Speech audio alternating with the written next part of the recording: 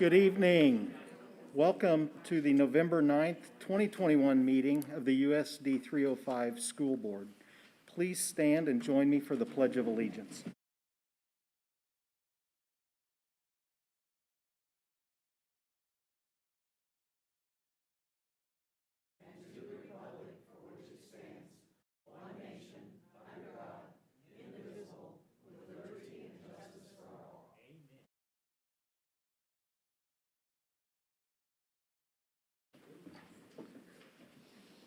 Okay, the first item on our agenda today would be approval of the agenda that's been presented to the board. Do we have a motion to approve? Mr. President, Mr. Grant? I move we approve the agenda as presented.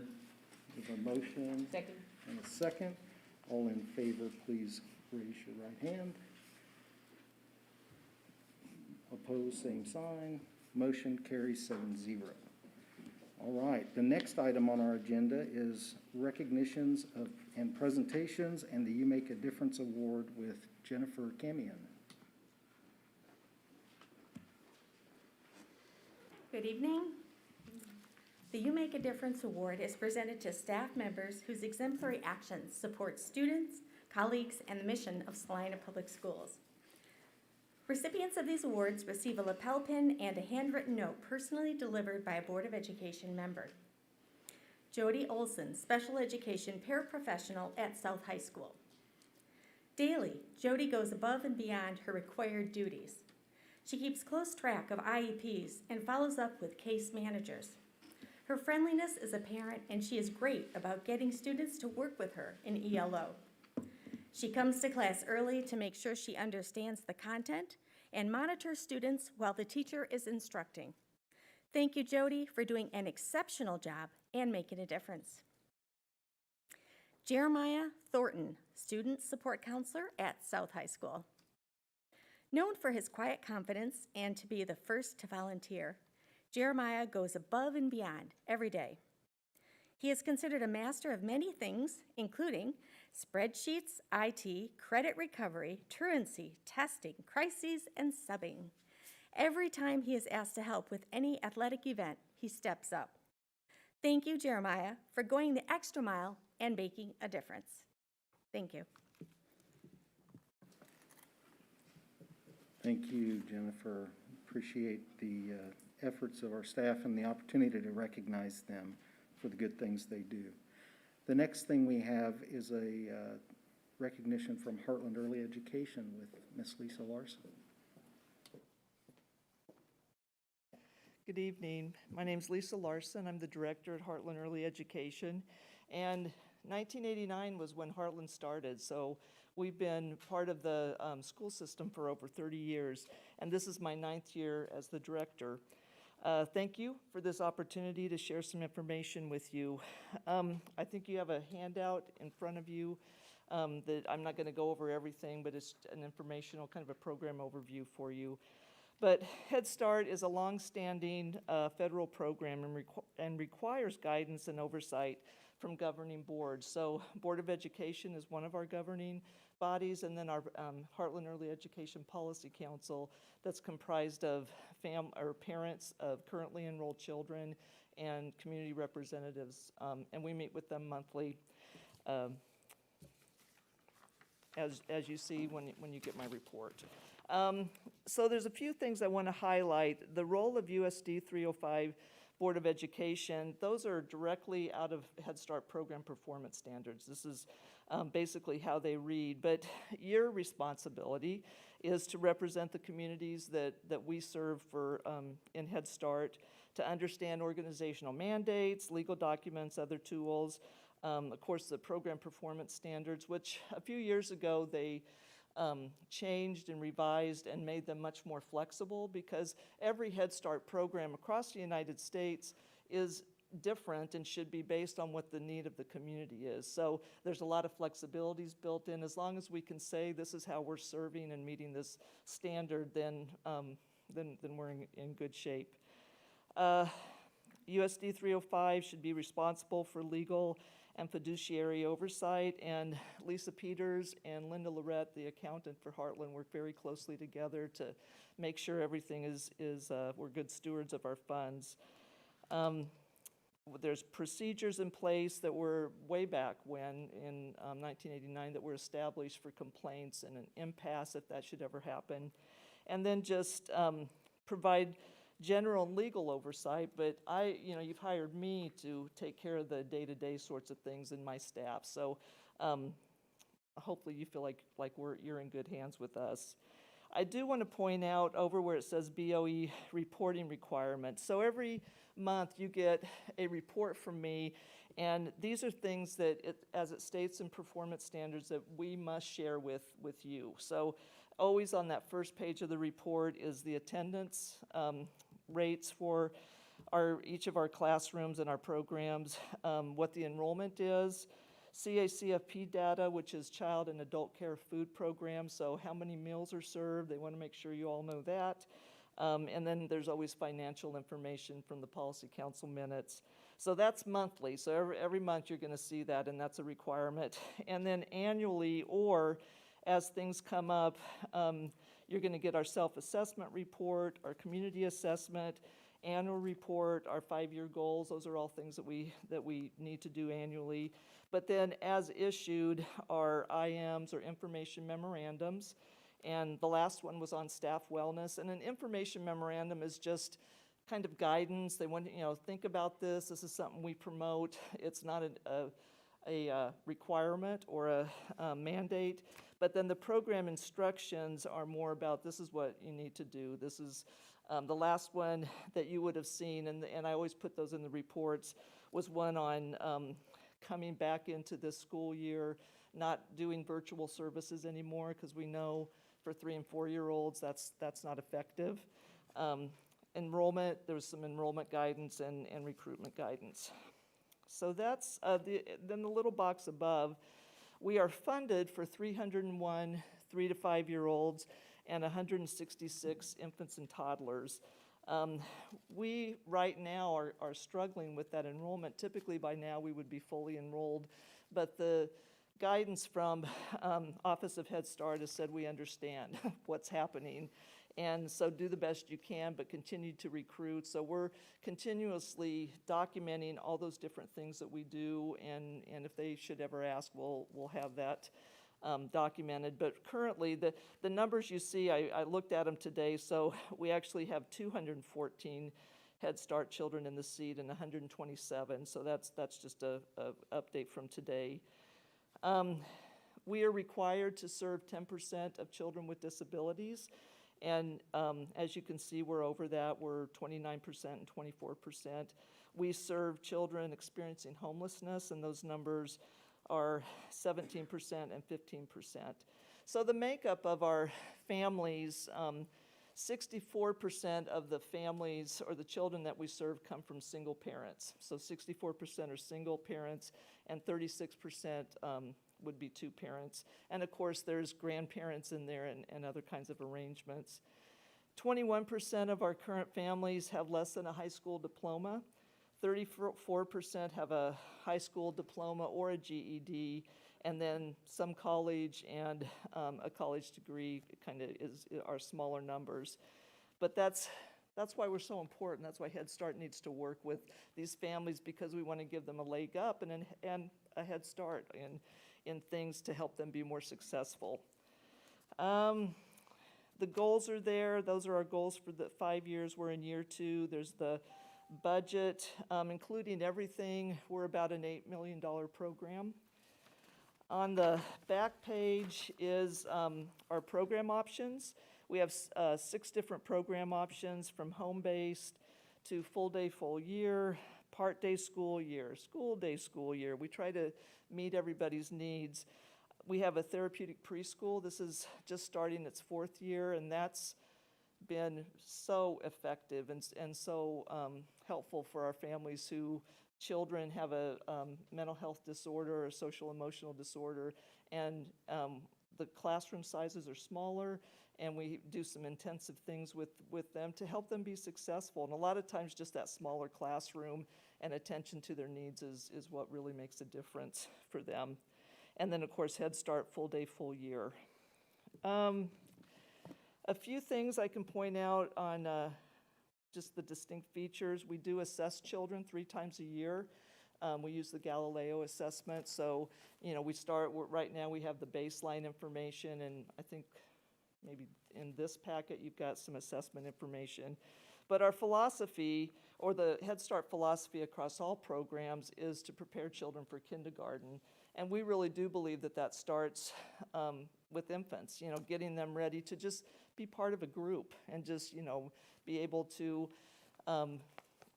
share, not necessarily with infants, but just learn to be part of a group. And we feed them breakfast, lunch, and snack, and we take care of all their needs that way. Family engagement is another very important piece of Head Start. Home visits happen in different ways for our home-based. Those family consultants are going out every week for 90 minutes to support those families and help them be successful at home. And then we do monthly home visits with those families who are in classrooms. Let's see, food insecurities. This is our 4th year of providing. We realized that we needed to do something 4 years ago because the age group that we serve, the food bank program, only starts at kindergarten. So we wrote some grants, and so this is our 4th year of providing weekend food bags for the children. And because of the age of the children, we ask parents for their consent to do that because they need to know that things are coming home. It's not about nutrition, it's about calories. So we were noticing that we had some children coming in on Monday mornings very hungry, upset that there weren't, if there wasn't enough seconds or thirds, and we always try to make sure there is. But we want to make sure their needs are met, because if those basic needs aren't met, then learning really is going to be secondary to all that. We also provide oversight, Heartland for Parents as Teachers, which is a state-funded program, and then the USD 305 preschool classrooms we're involved in enrolling those students, and that's been fantastic. We're in all 8 schools this year, and so there's some growing pains with that because it's a bigger deal, but we're working through it and making it work. So that's kind of a quick overview, and that's really all I wanted to report, unless you have some questions. I might real quick, Lisa, I've had the opportunity to be on the advisory board and seeing a lot of the things that you guys do at Heartland. It's really interesting, but as we look at the budget, the in-kind match is always something that stuck out to me. Yes. And I don't know that a lot of folks know where that comes from. Could you share that? Yeah, so we're required 20% of our budget, and I brought Linda here in case I say it wrong. 20% of our budget needs to be met with in-kind dollars, and that's money that's something that we would buy, but we don't have to if we have volunteer people or we get donations. So that's about $1 million of in-kind that Linda and others have to make sure they account for. And we always do a good job because we're able to, in our outlying sites, we also serve Dickinson and Ellsworth. And if we're in a building that they own, oftentimes we don't pay rent for that, and so we're able to count some of that in kind. But it was a little bit harder last year because we weren't having parents come into the building, but we're starting to open that back up and get some volunteers because parents love to give back to the program. So, yeah. I'm curious, within the statistics you mentioned, how fluid is the population? Like, for example, from the 20th day, how many people have left the program? How many have come in? Don't have to be precise. I know that's a kind of technical question, but I assume it's kind of mobile, but I just wonder. Yes, it's a moving number all the time. I mean, just situations are typically after we come back from the holidays, there will be a lot of movement because things have changed with families and maybe they've moved and I think a lot of things that have happened since the pandemic is a lot of families moved in with their maybe extended family or parents or grandparents. But yes, that I don't have those numbers, but typically, if we're serving 100 and if it's 301 for Head Start, then at the end of the year, that number might be 385 or more than that, just because we count all those, even if they were here just a day and ended up not staying with us. Hope that answers the question.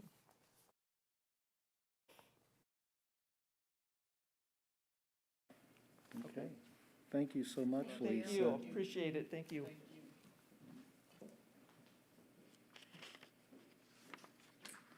Okay, the next item on our agenda is approval of the consent agenda items, which include the minutes of the October 12th, 2021 regular meeting, the personnel report, the financial reports, including the October's bills list, the September treasurer's report, the September investment report, September journal entries, approval of the encumbrance listings to include Delage Landon Financial Services, Inc. in the amount of $29,440.22 for the CommVault backup and restore system, to Constructive Playthings U.S. Toy Company, Inc. for the purchase of playground equipment in the amount of $23,379.36 to be installed at Salina Education Center for the Heartland program, to CDWG for the Identity Services Engine ISE system in the amount of $55,894.84, to Building Controls and Services, Inc. in the amount of $143,258 for the digital control system for the district's HVAC system, and to approve architectural services for Hageman and Husener roof replacement to M Squared Architects in the amount of $22,250. Is there a motion regarding the consent agenda?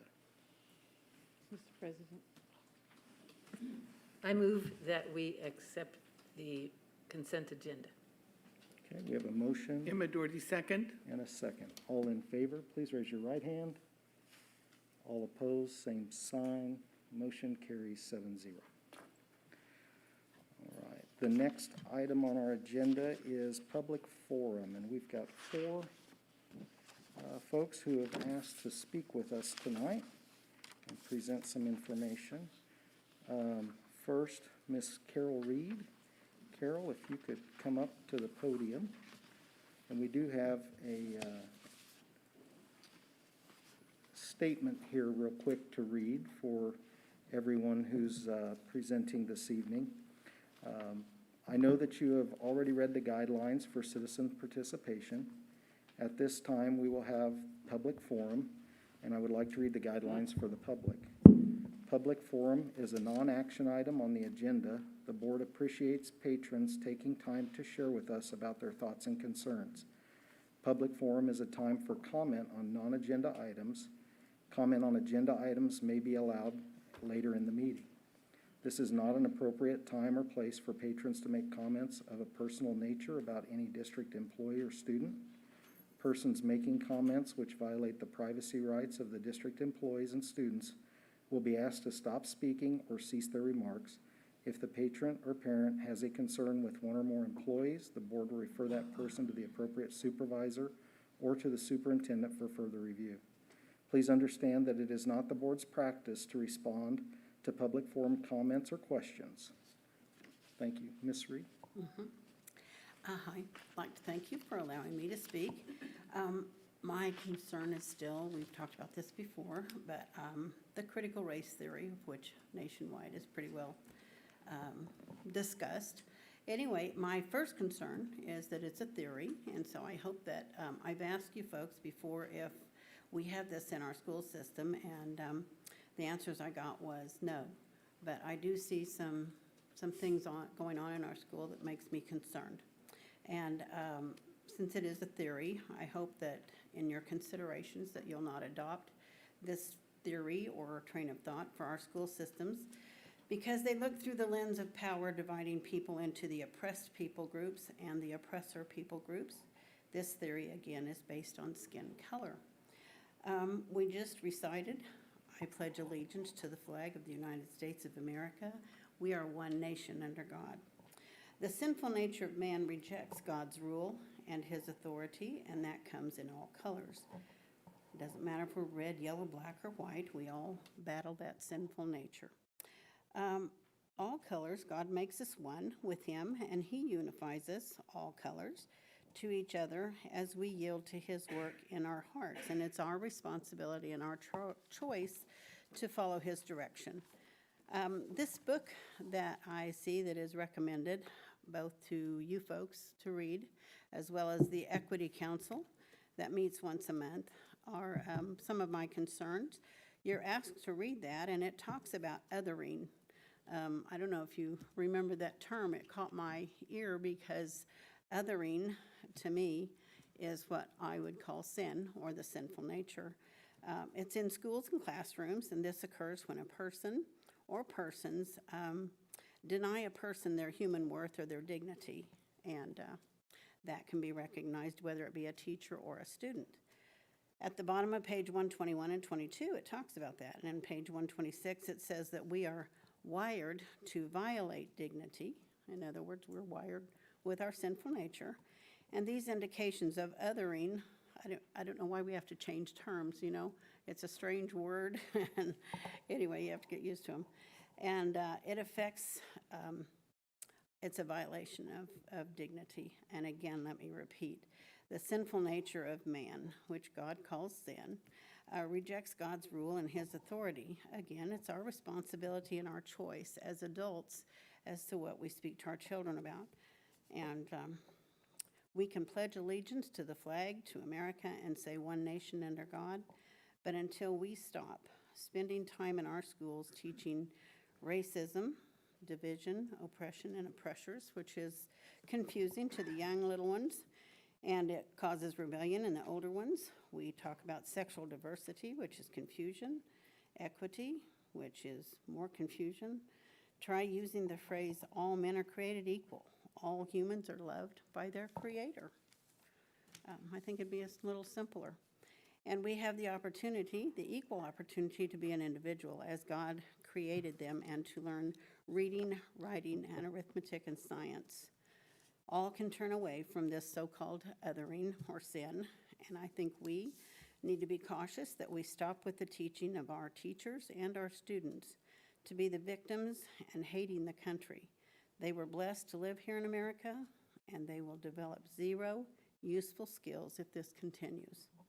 China and India are teaching their students to become experts in math and science so that they can take over the world with high-paying jobs. We are losing precious time and wasting their precious little minds, so please be cautious of this. Thank you, Ms. Reed.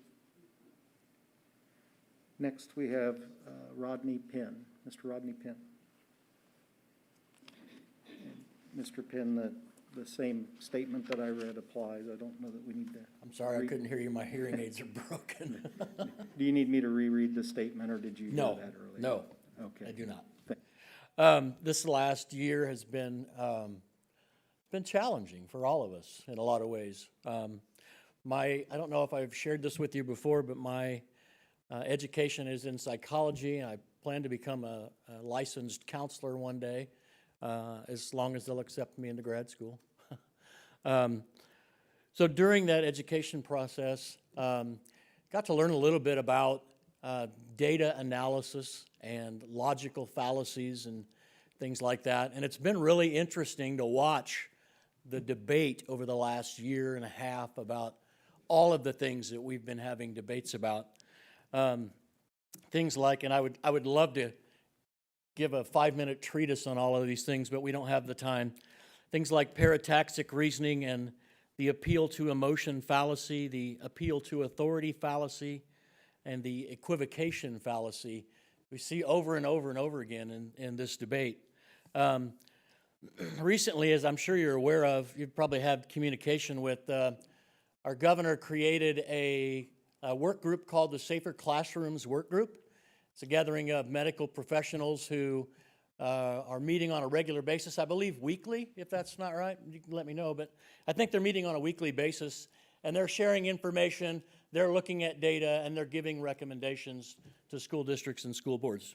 So recently, their weekly report from October the 27th of this year had a small paragraph about masking and outbreaks in Kansas schools. Well, by CDC definition, an outbreak is two people with active cases associated with one another in the same area at the same time. So that is a classic example of the equivocation fallacy. In other words, when you hear the word outbreak, do you think of 2 people or more? It conjures up the idea of people getting sick everywhere. But it's a logical fallacy. And here's why I say that. Let me quote the report for you. Looking at outbreak-related cases per 100,000 students, school districts with mask requirements had 47 outbreak cases per 100,000 as of last week. School districts with masks encouraged or no mask policies had more than 4 times the number of outbreak cases per 100,000 students at 218 cases. Now, at first, that seems dramatic. But when you do the math, 47 cases per 100,000 and 218 cases per 100,000 expressed as a percentage is 0.047% and 0.218%. Both of those numbers are less than 0.25%. In data analysis, that's considered statistically insignificant. So let's just take our numbers that I presented to you last week as an example. 230 cases, this is data from the Saline County Health Department. 230 cases total as of October the 23rd. 30 cases in unmasked schools and 200 in masked schools. Well, that's really an unfair comparison because there are a lot more kids in masked schools than there are unmasked schools. So let's express that the same way that the governor's committee did. 950 per 100,000 in unmasked schools and 2,400 per 100,000 in masked schools. Seems pretty dramatic. But when you do the math, an actual comparison percentage-wise, you're looking at 0.95% in unmasked schools and 2.4% in masked schools. Take that take that and round those numbers down, or 0.95 as 1% and 2.4% as 2%. You're talking about the difference between 1% and 2%. Statistically insignificant. So I say all of that just to say that, over the last year, we have all dealt with fear of some sort related to this virus, related to this pandemic, in some way, shape, or form. And that fear has led us to take steps to protect ourselves, and rightfully so, that data now shows us don't work. Those are just simple numerical facts. Now, we can continue to do that if it makes us feel better. That's understandable. But the reality is, it's still an exercise in fear rather than logic. So I would ask again, kindly and respectfully, please bring the mask and quarantine policy up for a vote again at next month's meeting. Thank you.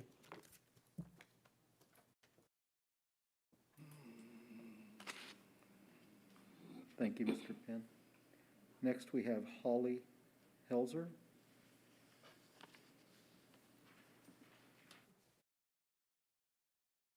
It's actually Haley Helser. I am so sorry. That's right, I have horrible handwriting. I just wanted to share a positive note about masks. My son, and forgive me, I don't know what class this was for. He takes a lot of college classes, and last year he decided to do a survey, and he came up with 3 questions. Those questions were, do you mind wearing a mask? What do you not like about wearing masks? And what do you like about wearing masks? He went to Oakdale Elementary, Lakewood Middle, and to Central because that's where he goes to school. He randomly just picked 200 kids, asked them all these questions. And the general consensus of the majority of students, 95%, don't mind wearing masks at all. The things that they did not like were the fit about the masks. Some of the younger ones complained that they hurt their ears a little bit. Some of the older ones said that they fogged up their glasses, but no one really thought that it was a horrible thing.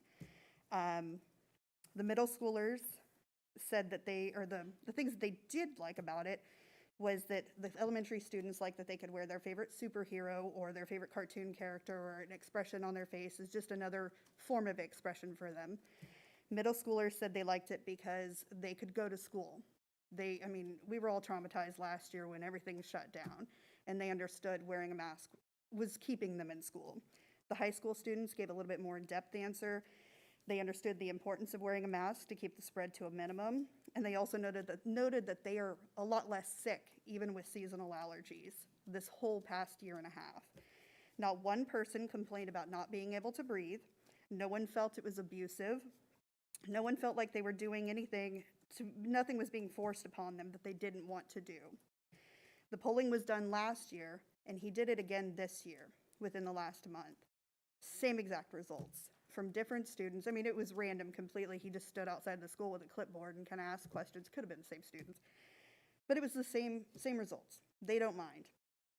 The 5% of students were all high school students that did say they don't like it. They don't mind it, but they don't like it. And they were just saying things that probably an adult had parroted to them at some point. But again, nobody thought it was abusive. No one thought that they were being forced to do anything against their will. So I say to parents, if you don't want your child to wear a mask, there is an option. You could homeschool your children. But I prefer to co-parent with the public school system. I was getting a little teary-eyed when she was talking about Heartland programs. My son started out with Heartland. He qualified because he was on the autism spectrum. He got rid of his IEP in the 8th grade. By the 9th grade, he was taking college courses. He'll graduate this year with enough college classes to have an associate's degree.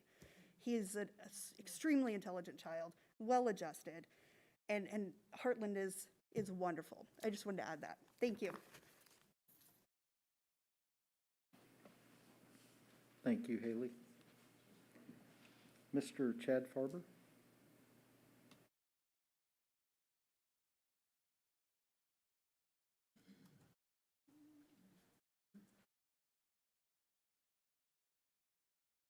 Hi guys, Chad Farber here in Salina. First of all, I want to say congratulations to the board members who were re-elected just last week, President Fletcher and Gabe Grant as well, and our new school board member, Bonnie Schamberger, out in the audience as well. Congratulations to all of you guys. And I think it's also wonderful to see so many people seated in here tonight. I love the crowd participation, the community participation, and I'm very pleased to see that. I want to discuss one item that I had previously communicated with Mr. Fletcher about. I believe it was by email. It may have been a month or so ago. It's been a busy time, but I did communicate about that. And that's about the public having input at these meetings. The last time I was here, there was some conflict or some confusion, I guess is a better word for that, where there were some items that were listed on the sheet, on your agenda items, and there was no public input received for those agenda items.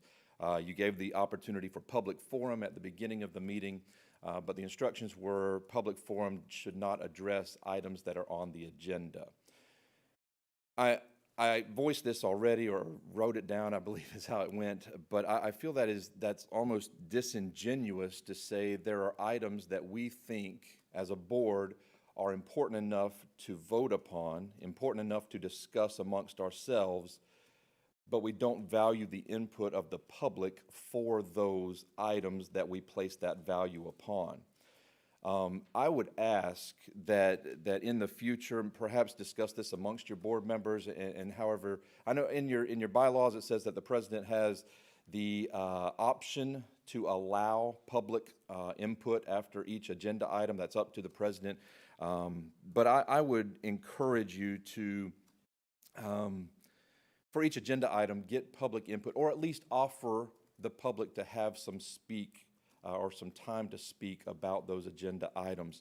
For some of these, and I looked through your agenda tonight, there are some of those I don't even want to comment on, and I'm afraid, I think there's some that won't have any comments, but there may be one or two that some parent or some citizen would like to comment upon, and I'm just throwing that out there. I think that would be a good opportunity for the school board and for the community both.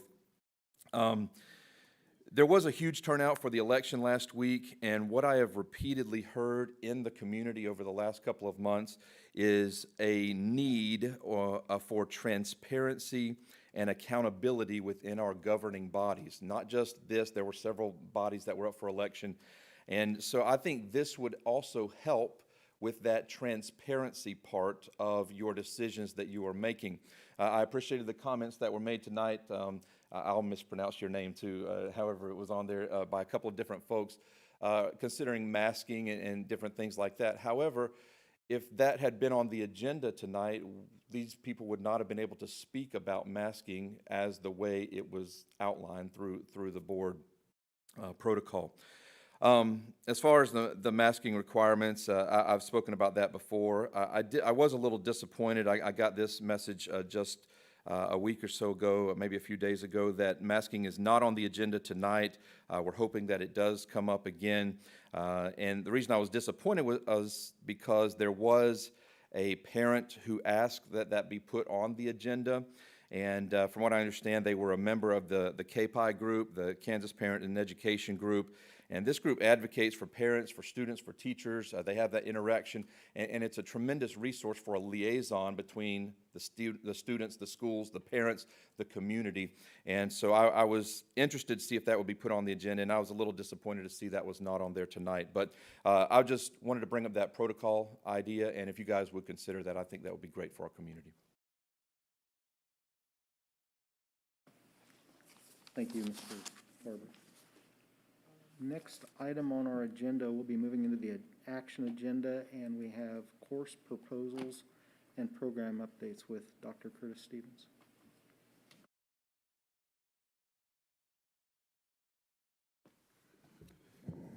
Good evening. May it please the board, I just want to start off by kind of recapping what we talked about during the October board meeting, that the USD 305 course proposals and program updates for 2022-2023 do work to foster strong partnerships between the following entities: Salina Business and Industry, Bethany College, Salina Area Tech College, and this is in addition to an already strong partnership with Kansas State University, the Polycats program. And through these partnerships, 305, again, will continue to kind of navigate and help students earn general education credits.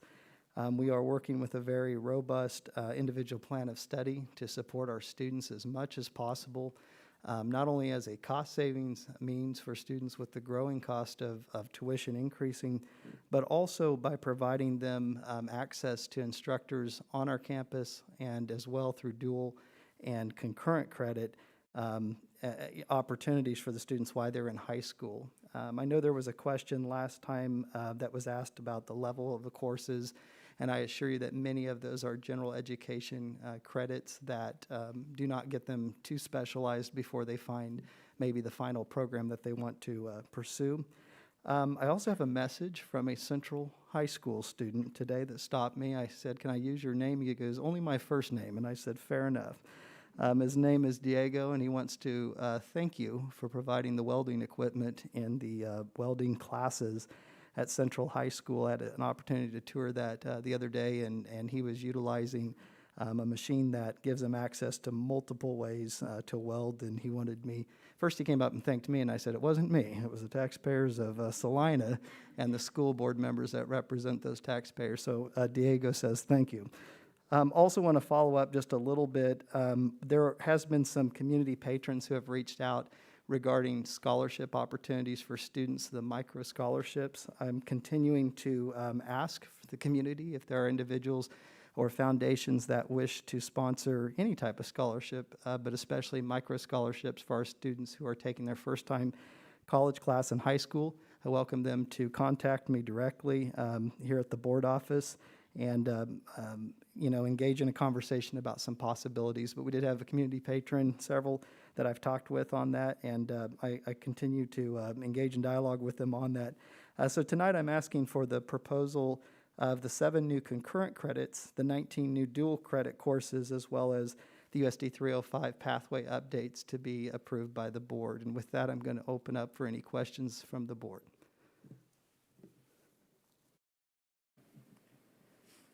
Scott? Could you give me a little more information on your introduction to engineering? Absolutely. In the board packet, if you will turn over to, this is towards the end, that says Part 1 USD 305 Update of Engineering Pathway. So as you can see with the course sequence, the main thing that's happened, the state of Kansas changed the program requirements for the pathway. And the pathway for everyone, just to refresh our memory, if a student completes a pathway, it allows them to earn credit through an articulation agreement with a higher learning organization, such as either Salina Area Tech or any of the colleges.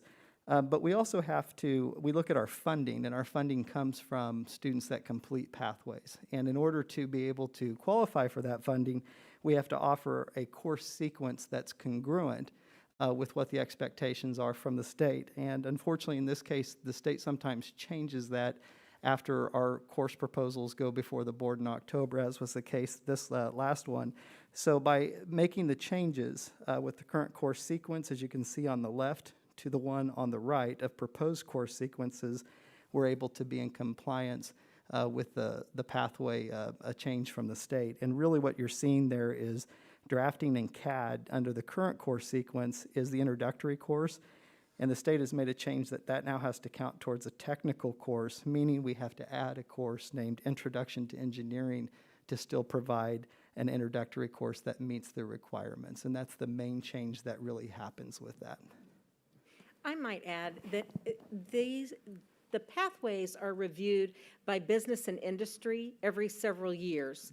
And so when you see changes like this, it is because those business partners at the state level have said, you know, we could better prepare students in the state of Kansas if we had this series of courses instead of what we had before. So as these industries change, and when you think career technical education industries, there's a lot of change that is happening. This is a rapidly evolving field. At that point, then the state revises the curriculum, and then local districts revise in response. Additional questions? Mr. Gardner, did that take care of your question? A little bit. So this is just a general engineering coverage. It's not career marked to any particular field. Correct.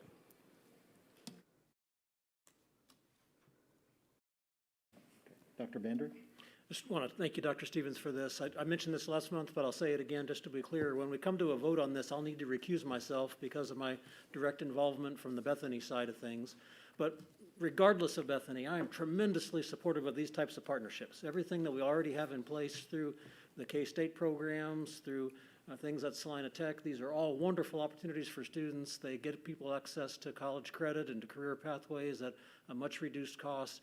I'm often reminded of a young man who was one of my son's high school soccer teammates who, when he graduated from Salina South, had a welding certificate. And that's what he still does. So here's just one example of a young person who graduated with a trade, and that's continues how he provides for his family. So I'm all for these, and I thank you and all involved for the work. And again, if people have questions about the Bethany piece, I'll take my school board hat and put my Bethany hat on, but otherwise I'm going to be quiet and recuse myself for the rest of this piece.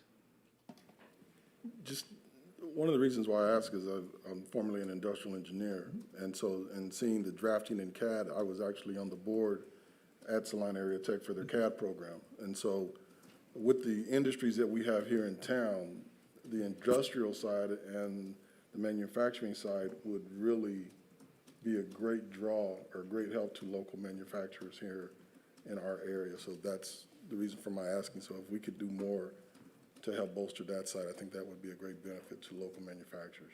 I appreciate that comment, Mr. Gardner, and I will also echo that through some of the tours that we're having across the businesses in Salina.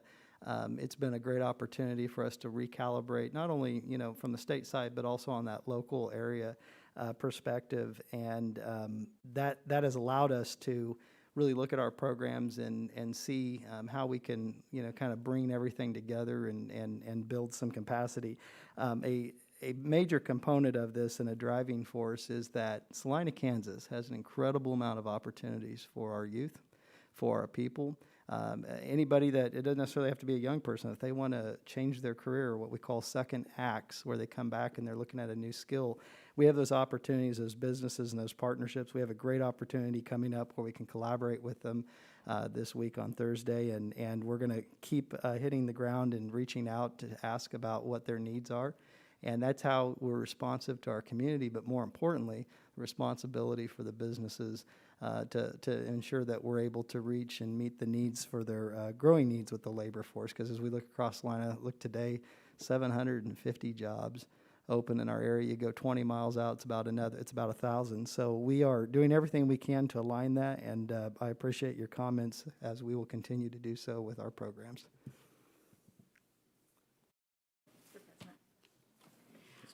Under concurrent credit, how often do we have an issue with finding USD 305 secondary teachers that are willing to take that on?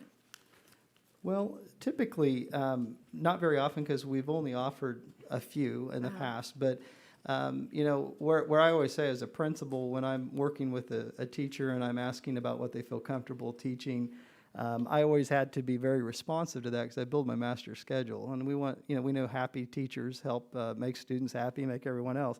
In this case, the teacher would have to agree to share their transcript with that other institution. So if they weren't in favor of that, they would probably say, no, I'm not going to do that. But we're really looking at it from an opportunity of, when you think of a continuum, you have dual credits where, like Polycats that we talked about last year, the student would go off campus and work with a college instructor. We have a variety of programs where some students who are going out of state say, you know what, I would rather take the advanced placement class, because that's a credit that goes outside of the state of Kansas.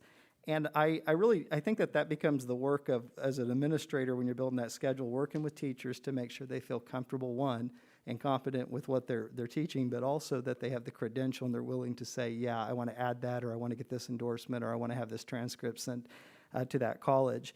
We do have some opportunities to do that, and I think I've been asked, I know a couple of teachers already who were in other districts that moved to Salina saying, hey, are you guys doing this, because I would like to offer this. And we have one particular science teacher that has done that. And so having those opportunities ready to go really is contingent upon the teacher cooperating to where they're willing to share their transcripts. So if they're not willing to do that, at that point really becomes, okay, well, we're not going to offer that unless we have another professional willing to do it. Puts them in the driver's seat a little bit on that. Okay? Any other questions?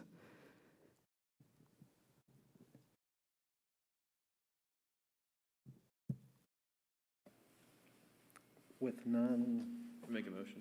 okay. Mr. President, I move we approve the course offerings and program updates as presented at the October 12th, 2021 board meeting. Second. We have a motion and a second. Is there any further discussion? Mr. Bandray, did you want to? You need me to step out? I think you indicated you wanted to do that.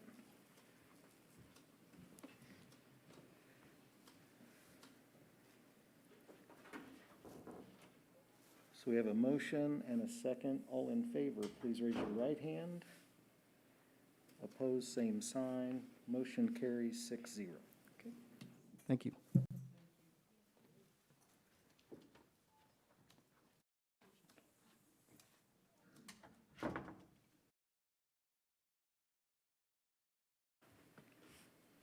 Okay, the next thing we have is Ms. Exline for negotiations of certified personnel. Thank you, Mr. President. It is that time of year when we need for you to appoint the negotiations team. And so what we need, we typically have that team be the Executive Director of Human Resources, Legal Services, the Executive Director of Business, and then 2 board members. So we need to know who those 2 board members will be, and for you to officially appoint the negotiations team for certified personnel. All right, Mr. President, I'd like to nominate Gabe and Jim for the negotiations team. Okay. We do have a motion out there for that nomination Emma Doherty, second. and a second. Any discussion on that? All in favor, please raise your right hand. Opposed, same sign. Motion carries 7-0. The next item would be for our meet and confer with classified. Could I get you to go back and also appoint the 2 staff members so that we have that in the minutes that, and that I know that you do agree that we want the Executive Director of HR Legal Services and the Executive Director of Business on that in addition to the 2 board members? Very good. Ms. Ckcie, would you be able to restate your motion? I'm sorry.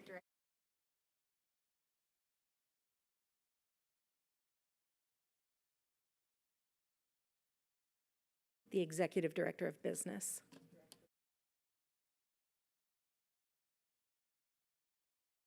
Okay, Mr. President, I nominate Gabe and Jim and the Executive Director of Business and Executive Director of HR Services Very good. We to have- the negotiations team. To the negotiations team. We have a motion Emma Doherty, second. and a second.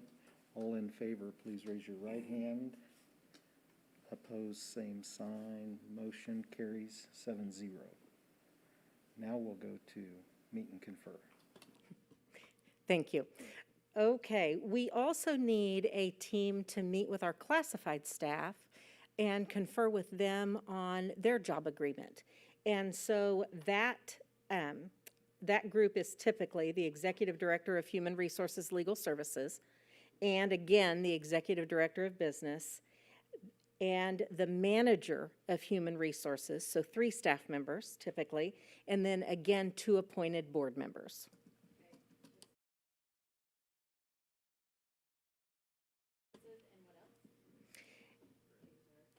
The Executive Director of Human Resources / Legal Services, the Executive Director of Business, so Lisa Peters, the Manager of Human Resources, so Steve Dorsweiler, and then 2 board members on the meet and confer team. Mr. President, I'd like to nominate the Executive Director of Human Resources and Legal Services, Executive Director of Business, Manager for Human Resources. There's one more, Executive Director of, okay, that was the same one. And then Scott and Ann. Okay, we have a motion and a second. Mr. Grant? Do we have everybody, Ms. Howard? Okay, so we have a motion and a second. Any discussion? All in favor, please raise your right hand. Opposed, same sign. Motion carries 7-0. All right. The next item on our action agenda tonight is with Ms. Exline, Health and Dental Insurance Premium Holiday. Thank you, Mr. President. Administration would like for the board to consider providing a health and dental insurance premium holiday in December 2021, and that would be the premiums for January coverage. And the reason that we would like to recommend this to you is we had last year decreased expenditures, which resulted in increased cash reserves.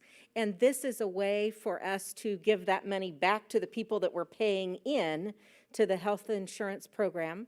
And the balances are healthy enough to do that. And so we would like the board to consider that premium holiday for December 2021. Ms. Zimmerman? Yes, I understand that you need to recuse yourself on this. Is that what I should say now? If there's a motion made, I will. Oh, okay, and I think that maybe Mark was going to make the. Okay, Dr. Bender? Again, I will need to recuse myself, given my wife's employment, but I just want to say that this is a tremendous opportunity for the district between the retention things that we've already done, the retention incentive that we've already done. These are things that recognize staff in a variety of ways during a difficult time. So I think it's a tremendous idea. I can make a motion.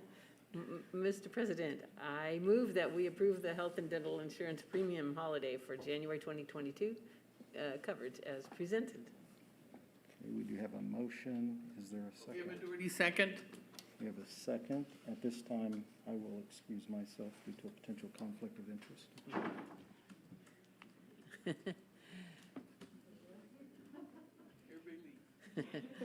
Please don't leave now. Good.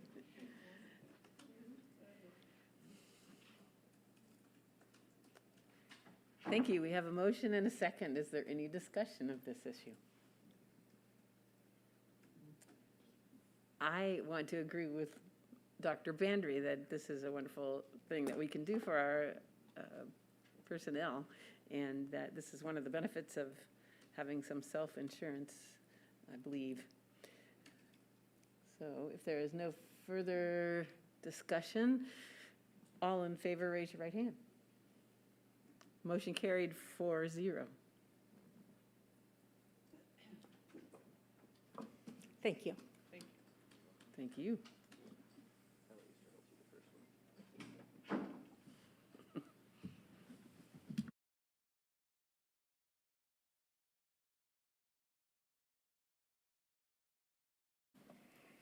Okay, so the next item we have is the Jerry Ivy Park Tennis Court Agreement with Mr. Upson.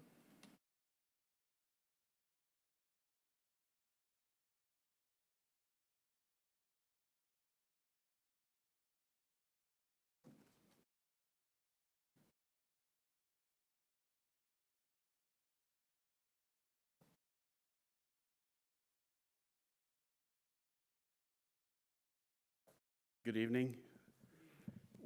I'm bringing before you tonight a deed from the city of Salina to transfer a portion of Jerry Ivy Park to USD 305. We've discussed this in the past as a potentiality and as a component of the partnership between the city of Salina, what was formerly Net Generation, and USD 305 for the Oakdale tennis work. And this is kind of a partnership component of that. What's before you now is the actual deed. The city commission did approve that, and the reason it's before you and we're signing last is that the city does have some requirements in there. Reversionary language is what it's called, which is essentially some rules that we have to play by with that property, otherwise the city takes it back. I negotiated those terms with the city. I believe they're fair and very, very, very unlikely that we're not going to live up to those. I believe you have in front of you the write-up for that and the specifics of those, and I welcome any questions that you might have.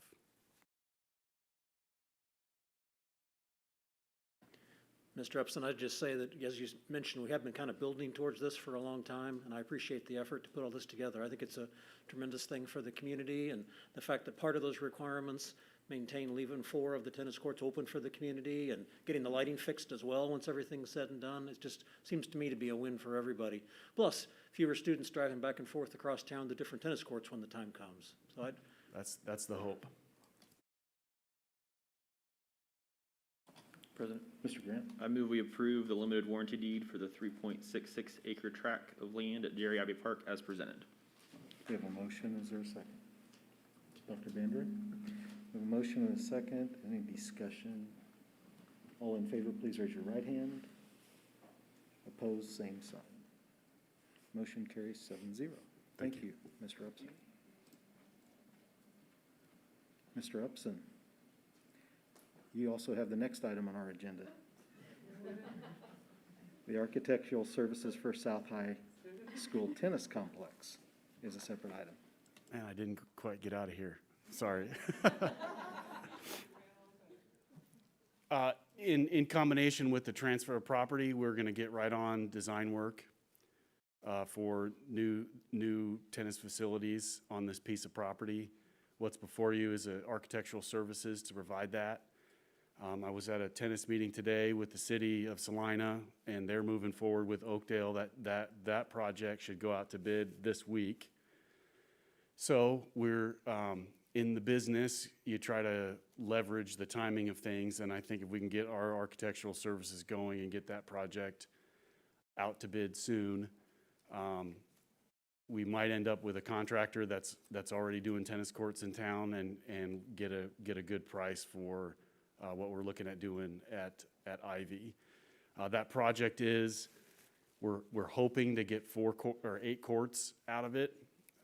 We have money set aside for that. We will have alternates built into that project for, lighting 2 courts, 4 courts, all of the courts, and so that we can kind of a la carte choose what we can afford to do at that site, keeping in mind the reversionary language and what we've committed to the city to providing. Any questions of Mr. Upson on this? Do you have a tentative time schedule that you're at least have in the back of your mind? We are, yes, I do. We are looking to have these finished by winter of next year. It's going to be very dependent. The market is really, really volatile right now in construction and changes about every day. So I kind of made a wide berth there to not try to under-promise and over-deliver, because there's a lot of stuff that's out of our control. But I think if we can get on the radar with a project out there, we can piggyback on what the city has going on with the net generation folks and hopefully get it in. It will not be completed for this season, though. Girls' season. Anyone else? Is there Mr. President, I move that we approve the professional services contract for Jones Gillum Wren's Architects to provide architectural services for the South High School tennis complex as presented in the amount of $54,000. We have a motion. Is there a second? Gabe? Mr. Grant? We have a motion and a second. Any further discussion?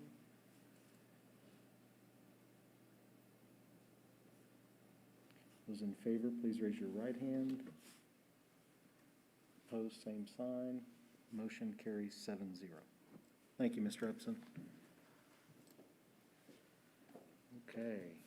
The next item on our agenda is the discussion agenda with Mr. Hayes regarding speech therapy. All right, good evening.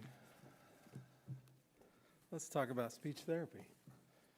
I need to get my presentation here.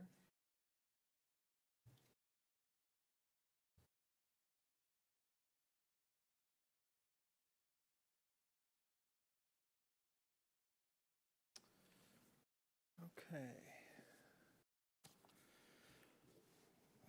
My name is Jeff Hayes. I'm the Executive Director of the Central Kansas Cooperative in Education. We are the agency that provides special education services, including speech therapy services, to the Salina Public Schools and 11 other school districts in our area. I am presenting to you tonight because you'd asked me to present information about speech therapy services, speech disorders, and if we're seeing an increase in the prevalence of speech disorders in our students locally. So I've tried to take that information and make it fairly easy to understand, but I welcome questions as you have them as I go through this information. So I've really got 2 sets of data that I want to talk to you about. The first, well, really both of them I want to present numerically in the graphical, or the numerical form, the chart form, and then I'll put up a bar graph for those of you who might be visual learners and prefer that. So we'll look at it, the same data in both ways. The first set of data is USD 305 and Ckcie totals for students receiving speech therapy, students utilizing speech therapy services. This is information over the past 5 years. And you see in the middle column there, students who are receiving speech therapy in USD 305 over the past 5 years. And then in the right-hand column for our cooperative, which technically really are in many ways USD 305 because our employees are providing those services to them. USD 305 employees as Ckcie employees. So you see kind of a gradual increase in the numbers of students receiving speech therapy in both of those data sets over the last 5 years, or over the past 4 years, and then you see a decline so far this year. So you might think, why do we see less kids getting speech therapy this year? Well, it's because that data only represents the students who've received speech therapy so far this year and not an entire school year, which is the previous 4 years that are presented. So as you're thinking about that, it is important to know that we do not start the school year with 0 students receiving speech therapy. We start the school year with all the students who were receiving speech therapy the previous year, except for those who graduated or possibly were dismissed because they'd met their goals. So that's the explanation as to why you see that slight decrease. But overall, the trend in both data sets is an increase over the last 4 years.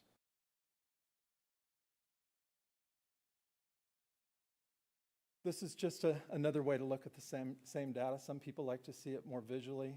You can see there the USD 305 numbers specific to Salina students, gradually increasing for 4 years, and then this year's numbers represented, and then Ckcie, which would be all 12 of our districts with a very similar profile. So in looking at that, I thought, since I have the information available to me as the Director of Special Education Services and Speech Therapy Services for 12 school districts, why not look at the trends in all 12 districts? That would be Salina and 11 other districts surrounding Salina. So you see there, kind of highlighted in blue, so the Salina numbers and the Ckcie numbers that were just moved over from the previous chart that you saw. And then you see the other 11 districts represented. And as you look at those numbers, and without studying them too much, you can see that those trends are very similar in all 12 districts that we provide services in. This would be representative of 39 speech therapists who are providing services to students in those 12 school districts. So one of the nice things about our cooperative is you're talking about large enough numbers that you can have some stability there and reliability with those numbers. When you start looking at small numbers, the USDK there, for instance, where the numbers are between 20 and 30, you can have considerable variability in that data because of the small numbers of students represented. One family moves in or out that has a number of kids that receive speech therapy, all of a sudden it looks like you have changes, and that may just be circumstantial and have nothing to do with an increased prevalence of speech disorders. So the large numbers are helpful in terms of reliability and validity of the data. Then just as a kind of a final note, this is just the graphical representation of that data. Again, Salina is the green. We're the largest district in our region in our cooperative area. And yet, as you look at the profile of students receiving speech therapy over the past 4 years and then this year, I think you see stability there. Each of those data sets in each year is very, very similar to the previous year.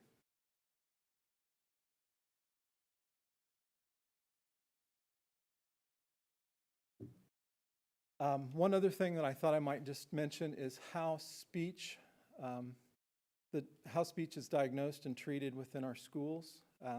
It's important to distinguish between speech disorders, which is the speech sounds, the sounds that are made to form words, the articulation of speech, and then a large percentage, actually more than half of our students, receive therapy for language disorders or a combination of speech and language disorders, largely due to other developmental disabilities that are where speech is a part of that overall developmental disability.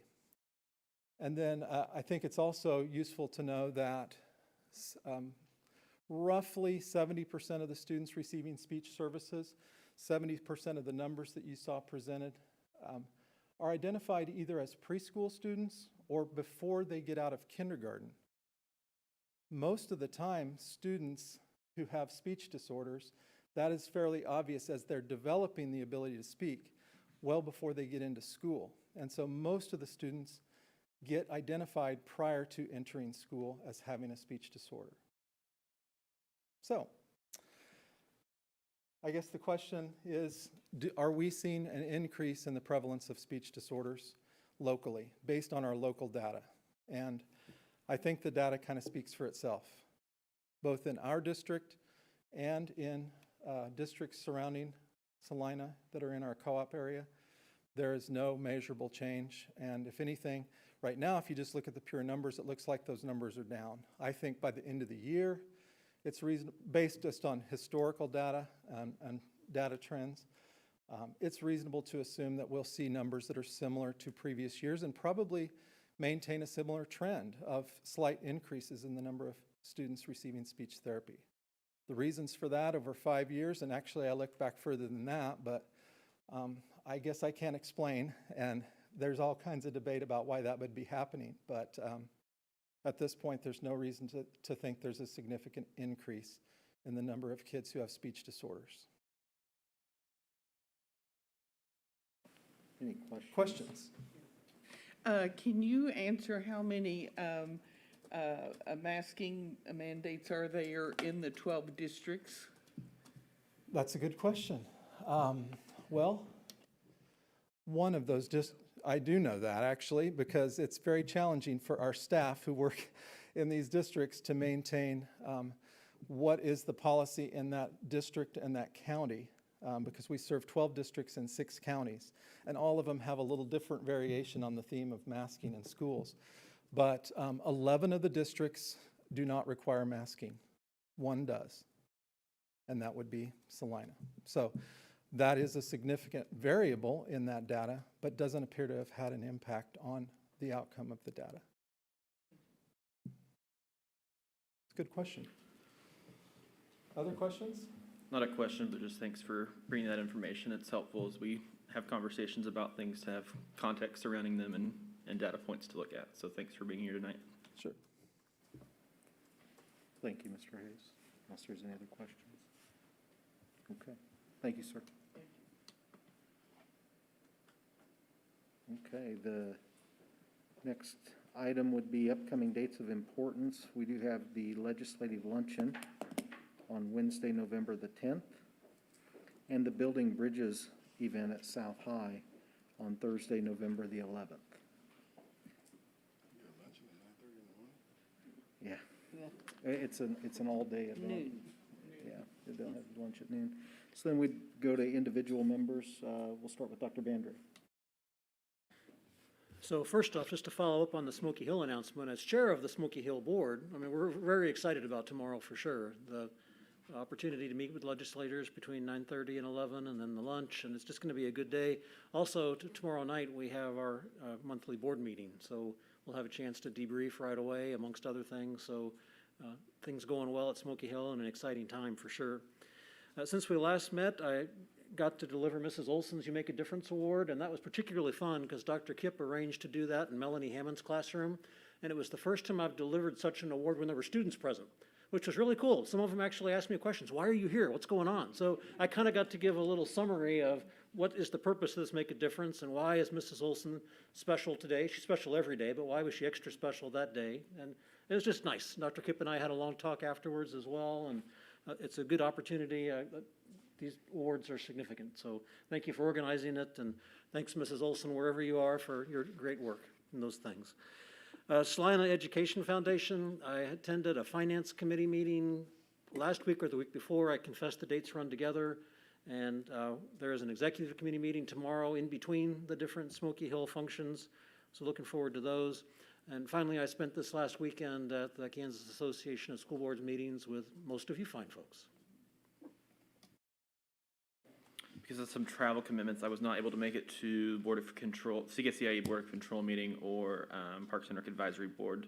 I know Mr. Fletcher and Ms. Costa did a great job without me there. So I also attended KASB conference this weekend.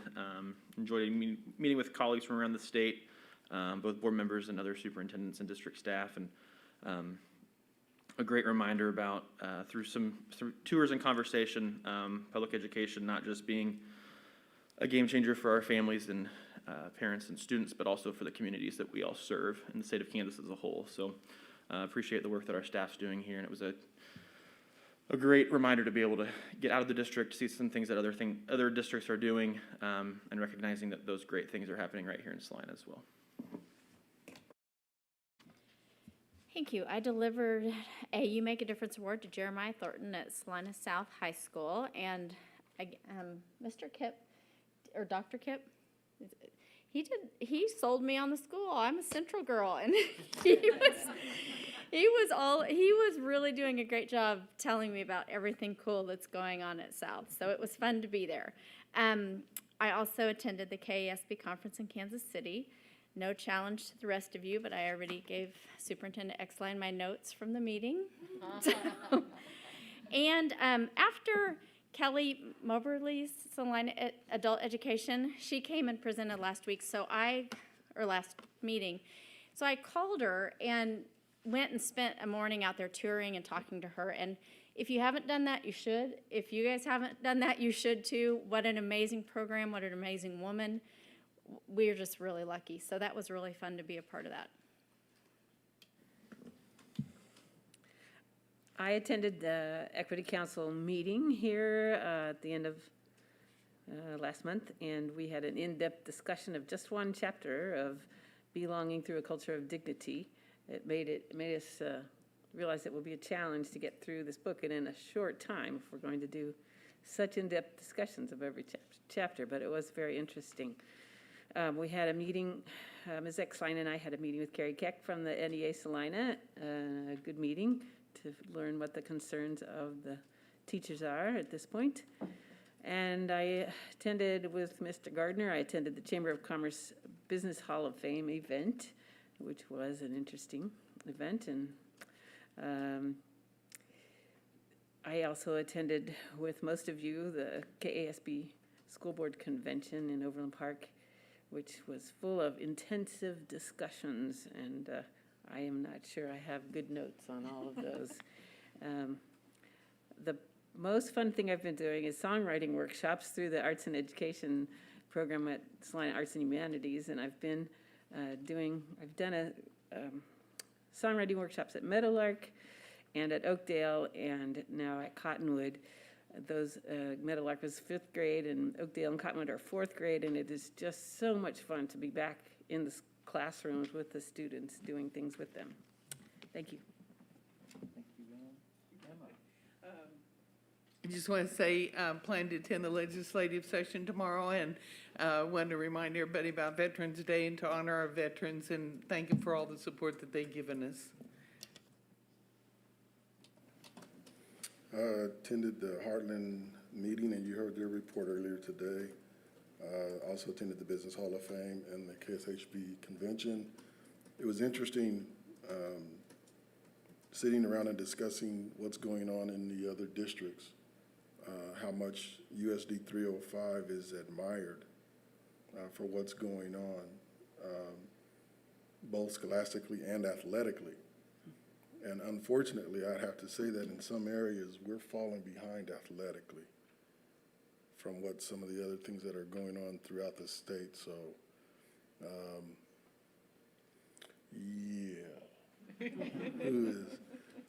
somebody's going to have to step up to the table on that one, because we can't fall behind in any area from any district. So my chest was out, and then I got poked a hole in there. So. But I also got to listen to Mr. Upson give his A version of his presentations, and we've been getting the B or C versions here. So, yeah, you've been holding back on us, man. Very good. I got to attend a Chamber Executive Board meeting, and then, of course, the Kansas Associations of School Board Conference. And there were a few things, I made just a couple notes here of kind of some highlights for me in addition to all the sessions, but Dr. Watson talking to us, and some of the things that I think in the midst of a lot of stuff we lose sight of, the fact that statewide our graduations are up. We're graduating more students in Kansas than ever before, and then they subsectored that out by students with learning disabilities and English second language and all these areas, and those subsets are all up from a graduation standpoint. And then I had to stand back and beat our chest, because remember, here in USD 305, we are above the state average even for graduation rates. So lots of good things happening there. And then we got to listen on Sunday morning to Principal L. and there were a few things that stuck out really there, but probably the highlights for me is that every child needs someone who is passionate about their success. That was something that really stuck out to me. And then the other piece was be grateful for the people that show up. And that's something that I think is important for our students, for our community, to be grateful for those who show up. So, thank you. Ms. Exline. Okay, Mr. President, I do have a couple updates for you. I want you to know that we have had teams from each building attending belonging training this week. We had that yesterday and today and tomorrow, and they are really talking about how do we make sure that we respect each child and each person's dignity in every interaction that we have with them. So some really positive conversations that are culture changing. Site council presentations, Lisa and I are continuing to do those to get input for ESSER. I did want you to know that just an update on Test to Learn. The first week was October 24th through 29th.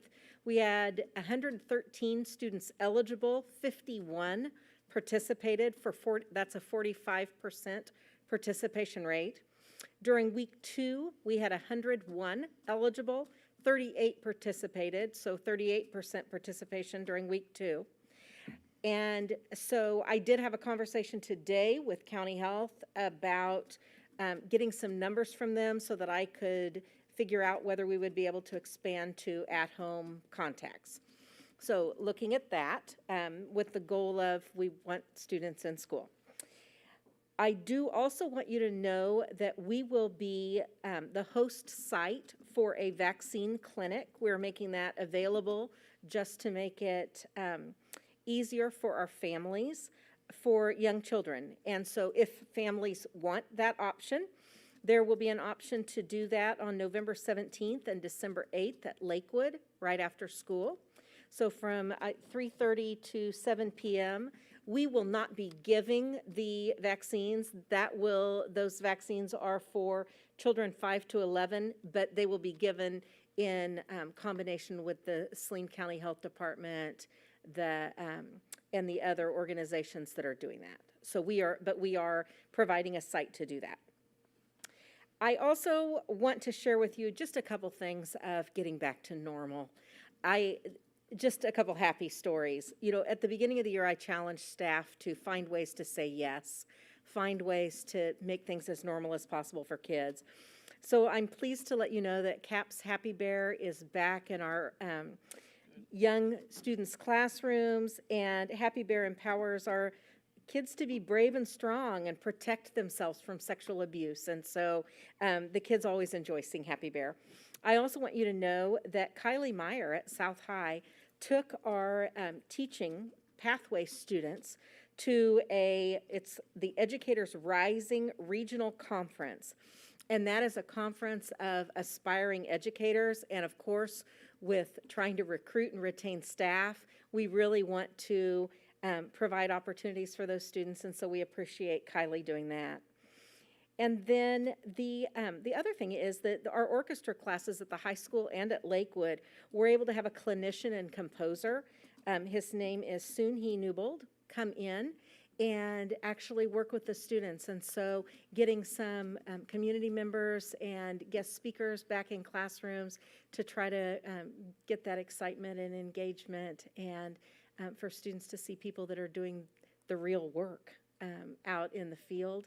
And so I just want to celebrate that teachers are willing to take risks and do those things for our students. How will that notification be sent out on the shots? That already went out. It went out today at 5:10 via our messaging system.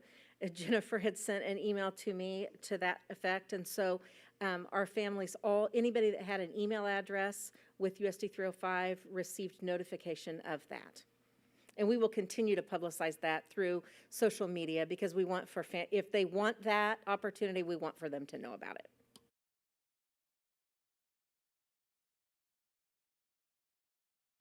Okay. The next item on our agenda is executive session. It looks like we've got a couple of those that we need to take care of tonight. The first one is for attorney-client privilege. How long? Do we, We'll need at least 15 minutes. so 20? So 20. Mr. President, I move the Board of Education go into executive session at 7 PM for 20 minutes for the purpose of consultation with an attorney on matters which are privileged in the attorney-client relationship, which if discussed in open session would waive that privilege, and that the Board of Education reconvene into open session at 7:20 in the SEC room. We have a motion. Is there a second?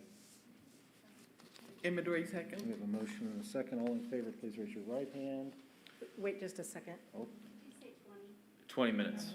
Yeah, when Lynn says 15, I usually add 5, so. It seems to work out.